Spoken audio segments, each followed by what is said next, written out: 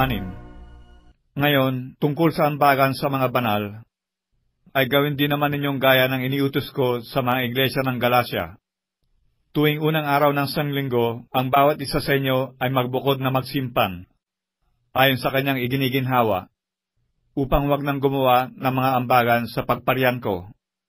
At pagdating ko, ang sinumang inyong mamagalingin, ay sila ang aking susuguin na may mga sulat upang makapagdala ng inyong abuloy sa Jerusalem. At kung nararapat na ako naman ay pumaroon, sila'y isasama ko.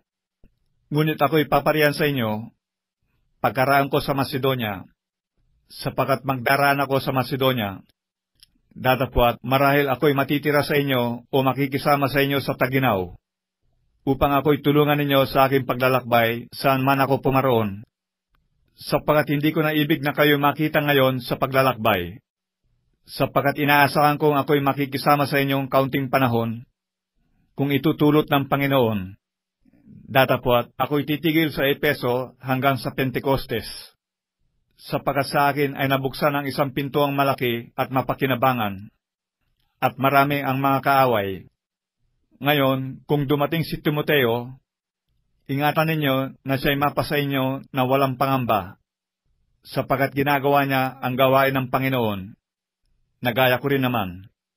Sino man nga ay huwag humamak sa kanya, kundi tulungan ninyo siyang payapa sa kanyang paglalakbay, upang siya'y makaparito sa akin, sapagkat inaasahan ko siya'y kasama ng mga kapatid. Ngunit tungkol sa kapatid na si Apolos, ay pinamanhi ko sa kanyang malabis na siya'y pumarian sa inyong kasama ng mga kapatid, at sa anumang paraan ay hindi niya kalooban na pumarian ngayon, ngunit paririyan pagkakaroon niya ng panahon. Magsipag-ingat kayo, mangagpakatibay kayo sa pananampalataya, kayo'y mangagpakalalaki, kayo'y mangagpakalakas.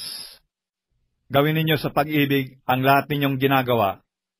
Ipinamamanhi ko nga sa inyo, mga kapatid, nalalaman ninyo na ang sambahayan ni Estefanias ay siyang pangunahing bunga ng Akaya at nangagsitalaga sa paglilingkod sa mga banal, na kayo'y pasakop naman sa mga gayon at sa bawat tumutulong sa gawa at nagpapagal.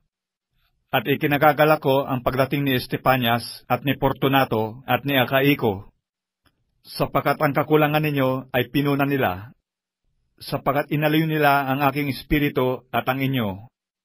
Magsikilala nga kayo sa mga gayon. Binabati kayo ng mga iglesia sa Asia.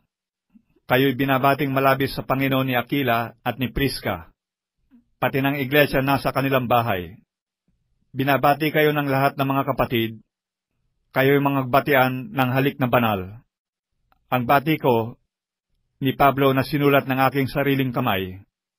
Kung ang sinuman ay hindi umiibig sa Panginoon, ay maging takwil siya. Maranatha, ang biyaya ng Panginoong Hesukristo ay sumainyo nawa. Ang aking pag-ibig kay Kristo Jesus ay sumainyo nawang lahat. Siya nawa.